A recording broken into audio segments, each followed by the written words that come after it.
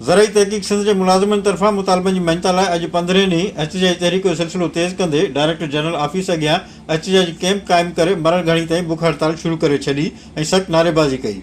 जॾहिं त director general नूर मोहम्मद बलोच ऐं ज़राई तहक़ीक़ी इदारे टंडोजाम जे डायरेक्टर डॉक्टर लियाकत भुट्टो मुलाज़िम अॻवाननि सां ॻाल्हियूं करे मसइला हल कराइण जी ख़ातिरी कराए एहतिजाजी तहरीक ख़तमु कराई। इन मौक़े ते डायरेक्टर जनरल ऐं मुलाज़िम अॻवाननि सिंध टीवी न्यूज़ सां ॻाल्हाईंदे चयो त पंहिंजी ज़ाती तौर ते कोशिशि कंदुसि। मां दोस्तनि खे बि चयो आहे, हे बि दोस्त गॾु हूंदा।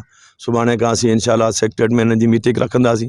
जेके मसइला टॉप प्रायोरिटी हूंदा उन्हनि खे परसू कंदासीं ऐं उमेदु आहे अलाह खां त इहो जल्दी हल कराईंदासीं। असांजे ड्राइवर जो टाइम स्केल न थियो आहे, जेको डीजी ऑफिस मां डी साहब मथे मोकिलियो आहे। उन खां पोइ ॿियो मसइलो असांजो इहो हो त हिते असांजी जेके रहायशी कालून उहा तबाह हाल लॻी पियूं आहिनि, उन्हनि जी मरम्मत थियणु खपे। टियों मसइलो असांजो इहो हो त जेको असांजो अॻ में जेको टाइम स्केल मिलियो आहे उन में चौथे ऐं पंजे स्केल जा जेके मुलाज़िम हुआ उन्हनि खे इसूली तौर ते सर उहो 13 स्केल मिलणो हो। असांजूं तक़रीबन 70-80 पोस्टूं इदारे मां साईं गुम कयूं वयूं। मुलाज़िम अॻवाननि सां थियल ॻाल्हियुनि दौरान डायरेक्टर जनरल पारां कचनि मुलाज़िमनि जी पघार 5000 रुपयनि मां वधाए 9000 रुपया करण जो ऐलान कयो वियो।